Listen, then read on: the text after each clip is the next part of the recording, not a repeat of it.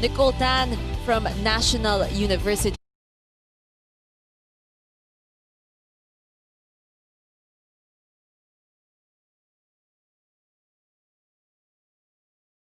As you were saying, again, great performance by the rookies of the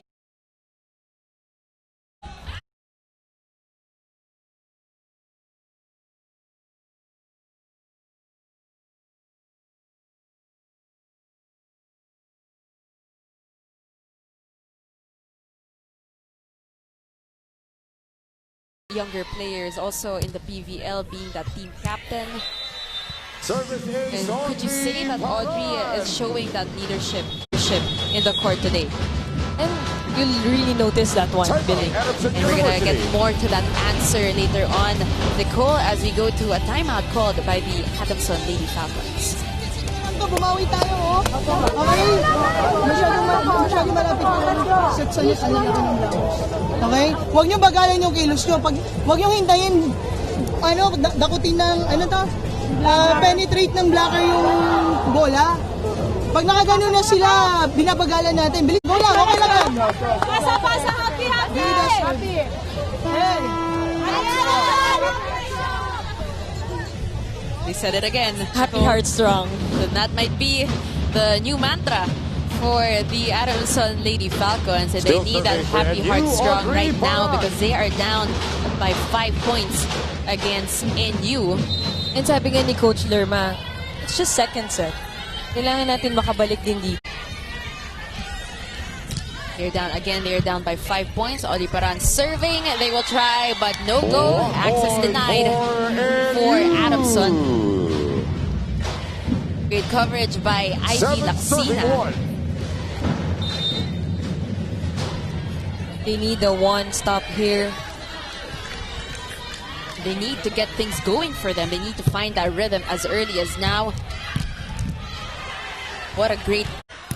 Mochima is blocked. Yerva puts it up, and they give it back to Margot Mochima. And another great dig by Tang Ponce.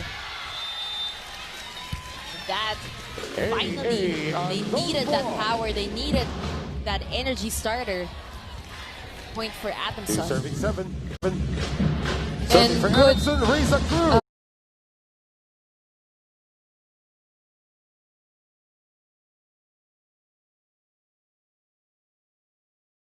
To the outside hitters para mabago lang din yung tempo.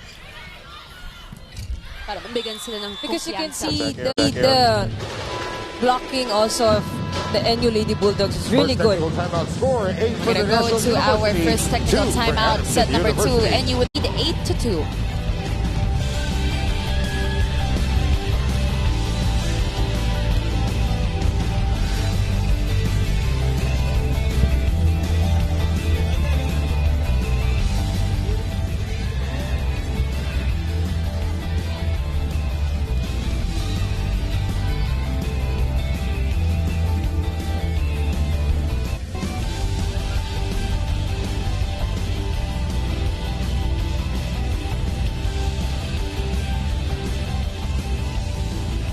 We are live here at the Mall of Asia Arena in Pasay City.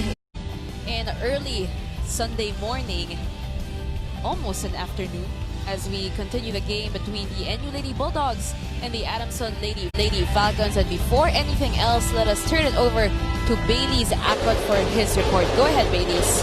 Lily and Nicole, Coach Norman Miguel and the coaching staff applauds the fighting spirit, especially Audrey Paran during that first set, fighting until the end and winning that set. But he still feels that they are still a little bit flaws, a little more adjustments that they have to do in the entirety of the game, and they always are reminded to be more relaxed and to be more composed as they respect the pesky defense and the pesky offense that Adamson has been showing all throughout.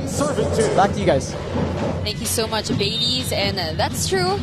We can agree to the fact that the game of the Lady Bulldogs, they can be polished a little bit more. Yes, and they need to really relax kasi they have very strong offense. Look at the height of these girls, but that's where they can maximize also yung blocking nila, yung palo nila. They just need to work with what they have. Three But in a row Marco for Machima Marco with a service Machima. ace. Substitution She was for also Adamson, one of number the 8, leading Adolfo. service Number 17, specialists in that Chen game, that Amin. USD game. Not just coming from the 11-32. attack, the points of Mochiman, hindi lang nanggagaling sa atake, pati na rin sa service. A very versatile player.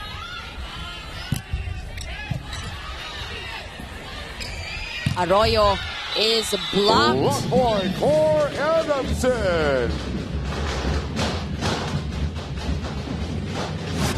As we take a look again, Now serving Cesar The Pinar. setter sets the ball in front mismo kasi dun sa blocker ng instead of pushing it near the antenna so she can have maybe variation to spike also.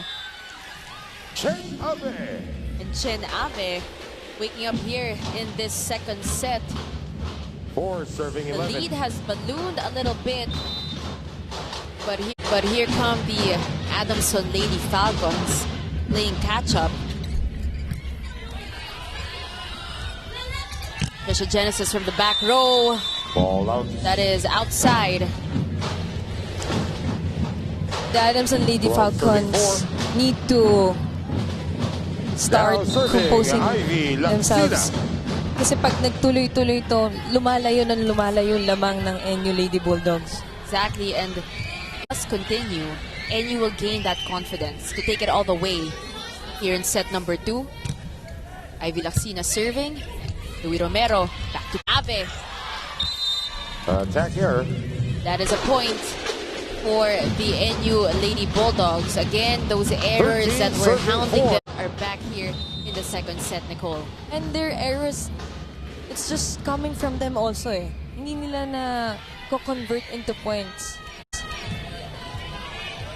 So they need that composure right now if they don't want NU to get away with this set, and a service ace for Ivy Laksina as we go to Rain Matienzo for her report.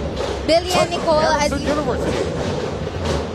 Later on, we're gonna get to her. We're gonna go for the timeout first. Kung out of system, abay, dumiskarte naman tayo. Kaya nag-outside ang palo nyo, kaya hindi kayo sigurado kasi pinipigilan nyo yung galaw nyo. I'm set to the start. Okay? Okay lang yan. Ayaw na tayo offense. Huwag nyo magalang sa akin. Medyo okay lang magkamali kung binibigay nyo yung best nyo, pero kung nagkakamali kayo dahil Before we talk about that timeout, let's take a look at what Rain Matienzo has to say about the Adamson Lady Falcons in that set number 1. Go ahead, Rain.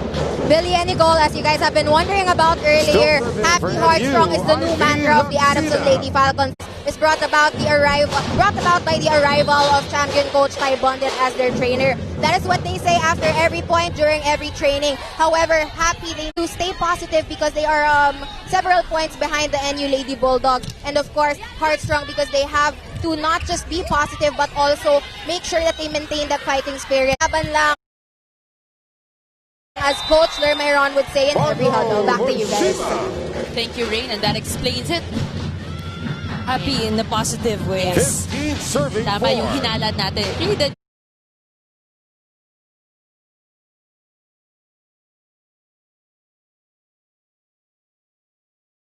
come from coach. Who else would it have come from? And they need that positive attitude right now. They need that confidence, and they need to calm down because NU at 15 and Adamson with just 4 points here in that second set, and NU continuing to do some damage here. Second technical As we timeout go for to our 16 for National second University. technical timeout of that For second Adamson set, NU University. leading 16-4.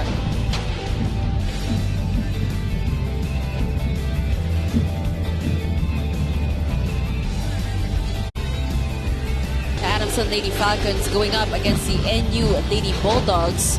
And again, this is Adamson's first game. Still It is their serving season for opener. NU, Ivy NU, on the other Laksina. hand, they won their first game against the USD Golden Tigresses. And take a look at that score.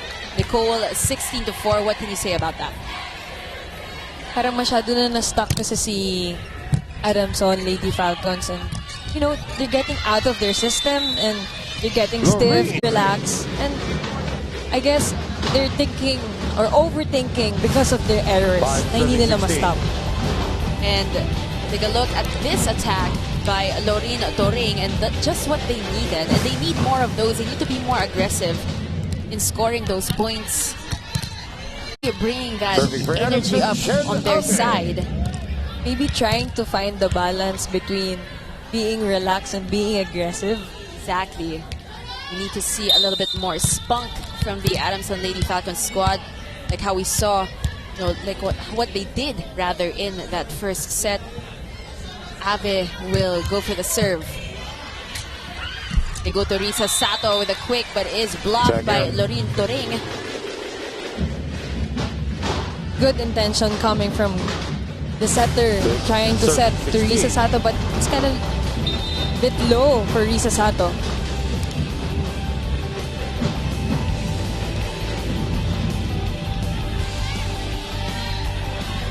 And you now up by 10 points. And another service error by Chen Ave.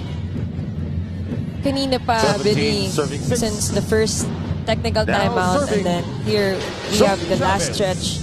Mapapansin mo talaga yung errors. It's just coming from Adamson Lady Falcons. It's not the usual scoring the NU Lady Bulldogs. So they need to stop also committing a lot of errors. They need to compose themselves, especially that this is their first game. But finally, we need those. We need from Adamson. Back set by Louis Romero. Serving for Adamson, Lorene Doring. That's a good set coming from Louis Romero, trying to give an attack at the back row. Yes, by Cesa Pinar as Doring will serve. And that is a service ace. Bit by bit, they're trying to match up with the Lady Bulldogs here in that second set. Score now is 8-17, still in favor of the Lady Bulldogs. Slowly but surely ang ginagawa ng Lady Falcons. And again, another service ace. And this time, Coach Norman Miguel will try to stop that momentum shift, and he will call a timeout. Na pinanggagalingan, isa mo ang peso sa bola, di ba? Ikaw pa rin ang babalikan niyan, tapang lang, okay? Pwestuhan. Isang ikot lang tayo, maside out lang kagad to, okay? Hi! Let's go! Let's go! Let's go! Let's go! Huwag lang tayo magulat. Kapulungan niya sabi. Tapang lang yan, Ben. Let's go! Let's go! Let's go! Let's go! Wali mo na! And we have Ivy Perez also in attendance supporting the NU Lady Bulldogs. Going back here, I was trying to look at the target of Turing. She's really targeting the front row spiker. Kasi kapag tinarget mo yung front row spiker, mahihirapan yun umatras and then mahihirapan yun umatake. Nadidelay yung atake. Nahirapan siya mag-adjust kaagad sa serve ng kalaban. And things going well for Adamson in the past few plays. They are down by 7 points, but they are trying, and that's all that matters. 8 points for Lorene Doring in this game. Chavez will give it to Margot Mochima. Margot Mochima. Finally, a point for the NU Lady Bulldogs. They are a bit stagnant at 17. Now serving Chini Arroyo. Good attack coming from Mochima. Changing that tempo as Arroyo will serve for NU. Good serve. Romero. Trisha Genesis. Finding that corner, getting that. And ngayon, kailangan yung NU Lady Bulldogs naman. Ito na yung going to 25. They're trying to close the set. They need to be composed again. And finish just this set talaga.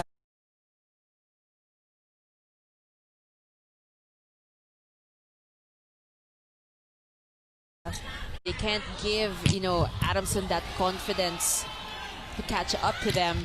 Here's a Genesis again, same spot. Same spot. Because yung libero ng NU Lady Bulldogs, it's moving, always moving forward. So naiiwan talaga yung zone 5. So Genierva, the libero, needs to make some adjustment. Ball is still alive. Balang will give it to Genesis. Yerva, Chavez pupuntahan si Margo Mochiba. And that will be a point for the NU Lady Bulldogs. You can see how Mochima for NU, soaring high, and if you're really jumping high, you can see where to put or spike the ball. You have that court vision as Sato serves. Tang Ponce chases it, however, that was too short. Cesar Pinar was not able to get it over the net. 20, serving 12. NU now leading by 8 points. It's Adamson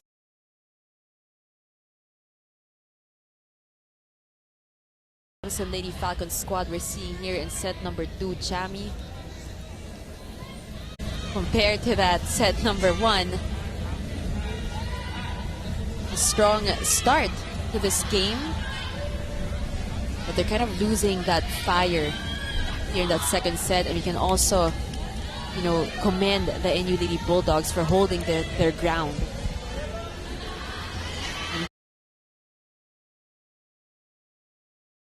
No block touch, so that is an unsuccessful challenge for Adamson.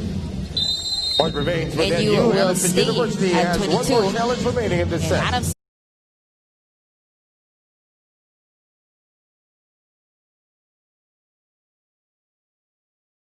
a lot of catching up to do here in set number 2. And that is a monster block by Margo Mochima. As a spiker, it's really hard 23, to spike also, or to break a big blocker in front of you. Sobrang hirap nun, lalo na kapag na-establish na talaga mismo yung blocker sa harapan mo. Certain kind of skill to be able to go past those towering blockers. And again, NU is taking advantage of their blocking, of their positioning, that height. Isa Sato serving again. Going for that combination play. No go. Back to Odi Paran. And this time, she is blocked. Trying to break the walls of the Adamson Lady Falcons, the veteran Odi Paran. Now NU is at set point. And if they do win the set, we got one more set to go to seal it. But the Adamson Lady Falcons not going down without a fight. That is a service ace for Trisha Genesis. Right now, she has 6 attack points here in this game. Tony Chavez to Odi Paran. And that's it. She ended that first set with that point, and again she ended same spot. Same story, same spot here. Ended that second set with a point, and that set was brought to you by Gatorade. You play, fuel. We will see if Adamson will be able to rise up to the challenge in that third set, or will NU be able to get away with this win. When we return, it's going to be Adamson versus NU, third set.